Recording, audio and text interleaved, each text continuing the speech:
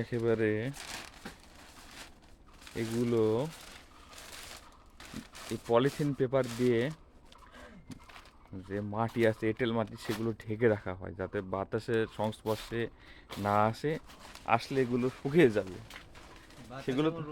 হ্যাঁ হ্যাঁ, কি কারণে এগুলো দিয়ে ঢেকে রাখা হয় বড় ভাই? এটা ওই যে মাটিটা রৌদ্র এবং বাতাসের তাপে হ্যাঁ, শুকিয়ে যায় আর কি। সেখান শুকানোর থেকে মানে রক্ষা পাওয়ার জন্য কাগজ দিয়ে ঢেকে রাখা হয়। আচ্ছা, এবং মাঝে মধ্যে উদান করে আবার জল টল দেওয়া লাগে, তাহলে ভালো ভালো। থাকে।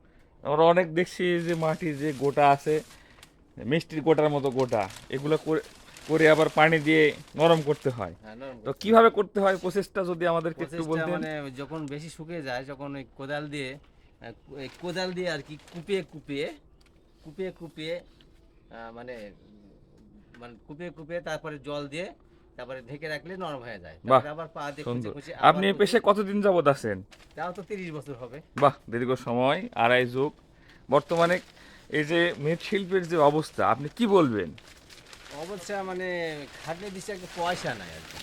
আচ্ছা, যে মানে পরিমাণে আমরা খাটনি করি, মানে পরিশ্রম খাটনি অনুসারে করে অর্থ পাওয়া যাচ্ছে না। পয়সা পাওয়া যাচ্ছে না। আচ্ছা আচ্ছা, খুব দুঃখজনক বিষয়।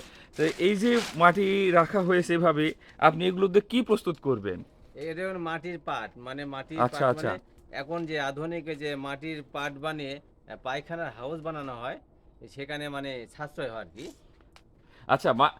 এই যে আগে আমরা দেখতাম সিমেন্টের তৈরি রিং স্ল্যাব ব্যবহার করা হতো, ইদানিং রিং স্ল্যাবের চেয়ে এই মাটির পাট বেশি ব্যবহৃত হচ্ছে। মানুষ কেন ব্যবহার করছে মাটির পাট এই বেশি?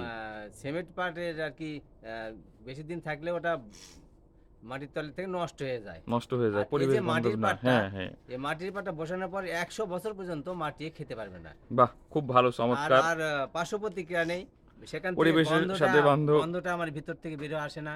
হ্যাঁ, হ্যাঁ, মানে জল চুষে আর কি, চারিদিক থেকে বাহ, জলটা আসে, সে জলটাও মাটির পাটে চুষে নেয়, কারণ চুষণ সুন্দর। ক্ষমতা বেশি।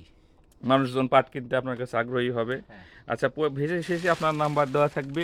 আচ্ছা, এই যে মাটি এভাবে রেখেছেন, এটি রাখার কারণ কি? আপনার কোদালের পাশে যে মাটি আছে, এগুলো রিফাইন করা হয়েছে বারবার, মানে কেজি মানে কেটে কেটে নরম করা হবে। কেটে কেটে মানে জল দিয়ে নরম করার পর আবার সেনে আবার গুটি করে, ওই যে গুটিগুলো আচ্ছা, দেখা যাচ্ছে, হ্যাঁ, এই যে পাশে আমরা যে দেখতে পাচ্ছি এ পাশেই গোল গোল গুটি করে এই রাখা যে হয়েছে। গুটি করা হয়েছে, কত পরিশ্রম! এই গুটিগুলো আবার নিয়ে যে আর কি পাটের ফরমায় ফেলে ঠিকঠাক করে তুলে ডিয়ার তারপরে ভিউয়ার, আপনারা দেখতে পাচ্ছেন একজন মৃৎশিল্পী কত পরিশ্রম করেন, কত কষ্ট করেন, কিন্তু সে অনুসারে তার পারিশ্রমিক তিনি টাকা পান না। খুব দুর্ভাগ্য। এই যে শক্ত শক্ত মাটির গোটা, এগুলো দিয়ে কাজ করেন, পানির ব্যবহার করতে হয়, পরিশ্রম, আবার রোদ, সেই সাথে আবার পানি, বাতাসের সংস্পর্শে আসা যাবে না, অনেক দিক বিবেচনা করতে হয়। তাহলে মাটির পাত ব্যবহার করতে হবে, আপনি আপনার অভিজ্ঞতা থেকে বলছেন। হ্যাঁ, অভিজ্ঞতা থেকে বলছি, খুব সাশ্রয় এবং মানে পার্শ্ব প্রতিক্রিয়াহীন, মানে স্বাস্থ্যসম্মত। আচ্ছা, ধন্যবাদ।